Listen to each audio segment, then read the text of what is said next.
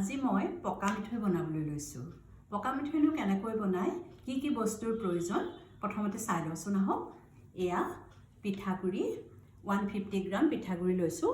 প্ৰথমতে পিঠাগুড়িখিনি ভাল ধৰণে ভাজি ল'ব লাগিব আৰু ভাজি লোৱাৰ পিছত যদি তাত গুটি গুটি উঠে ধুনীয়াকৈ চালনীৰে চালি মিহি হ'ব লাগিব, তাত এটাও গুটি থাকিব নালাগিব। এয়া গুড় লৈছোঁ 150 গ্ৰাম। কেইটামান তাৰ লগত মিক্স কৰিবৰ কাৰণে লৈছোঁ চফ লৈছোঁ, জালুকৰ গুড়ি অলপমান লৈছোঁ। এয়া আদাৰ ৰস ধুনীয়াকৈ মিক্সিত পিহি লৈছোঁ ধুনীয়াকৈ। এয়া নাৰিকল সৰু সৰুকৈ কাটি লৈছোঁ। এয়া হৈছে ইলাচিৰ গুড়ি আৰু আপোনালোকে বাদামো দিব পাৰে, টেষ্টটো ভাল হয়। মোৰ আজি বাদাম নাই কাৰণে এইখিনি বস্তুৰে মই আজি আপোনালোকৰ আগত পকা মিঠৈ কেনেকৈ বনাই দেখুৱাবলৈ লৈছোঁ। তেতিয়াহ'লে কেনেকৈ বনাই ভিডিঅ'টো চাওঁচোন আহক। এয়া গেছ জ্বলাই লৈছোঁ। এতিয়া গুড়খিনি দি দিছোঁ। গুড় দিওঁতে তাত পানী বহুত বেছি দিব নালাগে।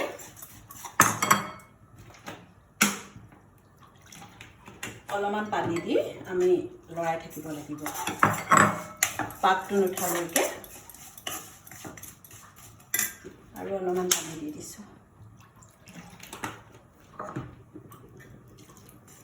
এনেধৰণে গুড়খিনি ভাল ধৰণে নগলালৈকে আপোনালোকে লৰাই থাকিব আৰু শেষত কেনেকৈ পাকটো ধৰিব লাগে মই কৈ দিম। এনেকৈ অলপ সময় লৰাই থাকিব লাগিব আৰু যিখিনি মই আদা ৰস কৰি থৈছিলোঁ সেয়া লগতে মই দিয়ে দিছোঁ। জালুকখিনিও দি দিছোঁ, চফ দি দিছোঁ, ইয়াৰ লগতে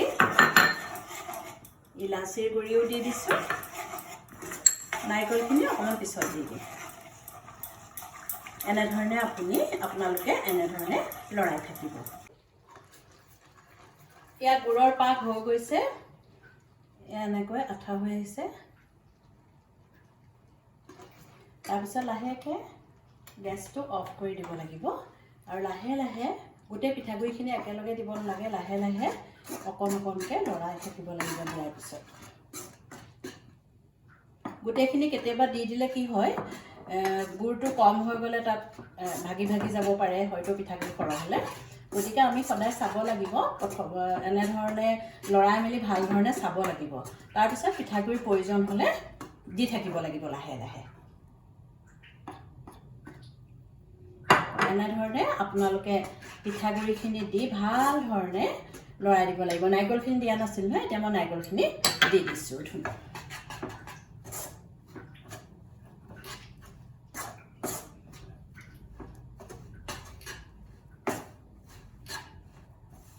কেৰাহীৰ পৰা পিঠাগুড়িখিনি মই এনেধৰণে কাঁহী এখনত লৈ ল'লোঁ।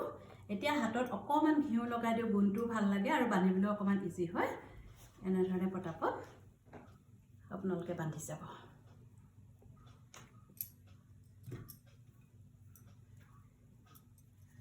বিৰাট গৰম। পকা মিঠৈ বনোৱাটো অকণমান টান, হাত পুৰি যায়গৈ।